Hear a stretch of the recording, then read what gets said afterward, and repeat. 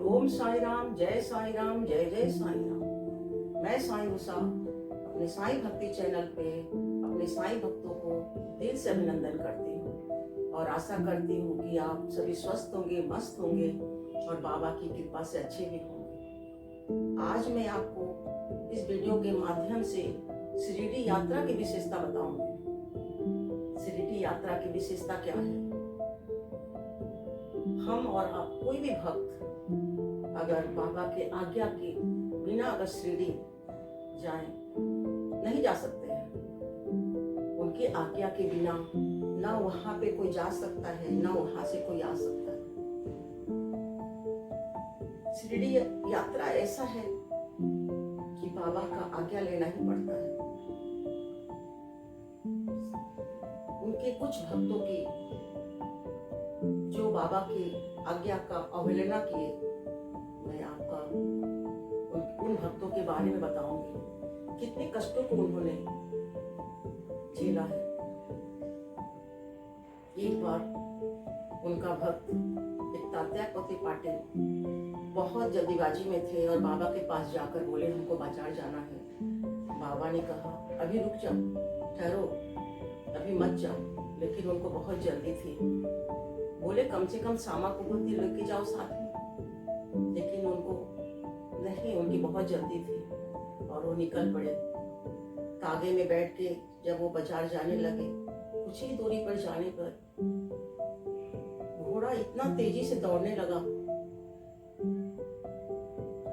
घोड़ा वहां पे उसकी कमर में मोच आ गई और तात्या कोते पाटिल को ज्यादा चोट तो नहीं आई, लेकिन उस टाइम उनको अपने साईं माँ की याद आ गई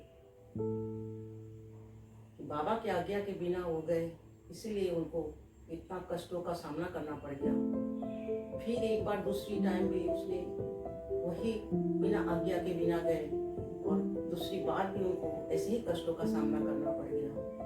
तो साईं भक्तों, बाबा की आज्ञा के बिना शिरडी ना हम जा सकते हैं, ना वहां से आ सकते हैं।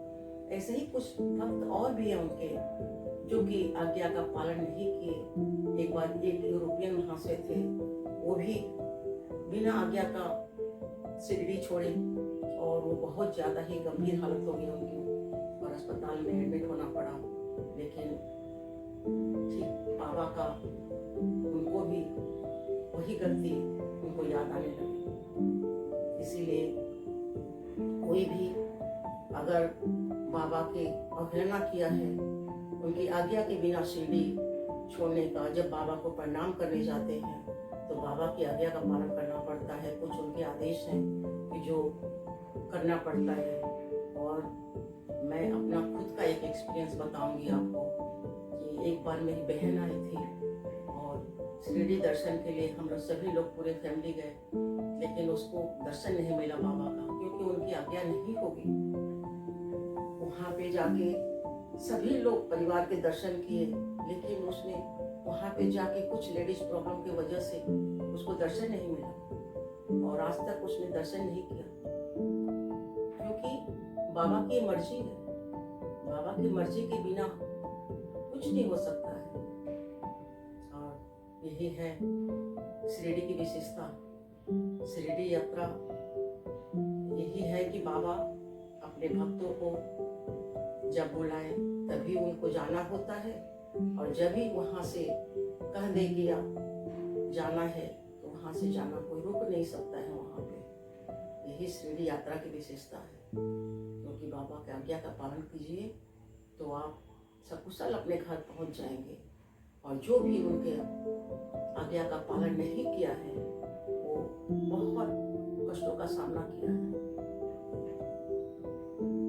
बहुत ऐसे देखने में आया है, सुनने में आया है कि जो भी बाबा का आज्ञा का पालन नहीं किया है, उसे बड़ी से बड़ी दुर्घटना का सामना करना पड़ जाता है। इसलिए आप हर समय बाबा की आज्ञा का पालन करें। इसी के साथ मैं आप सभी साईं भक्तों को अपने चैनल पे, आप नए हैं तो चैनल को सब्सक्राइब करिए, लाइक करिए, शेयर करिए और कमेंट में ओम साई राम लिखिए। और मुझसे कोई भूल हो तो आप क्षमा करिए। बस इसी के साथ आपसे विदा लेती हूँ। ओम साई राम, जय साई राम, जय जय साई राम।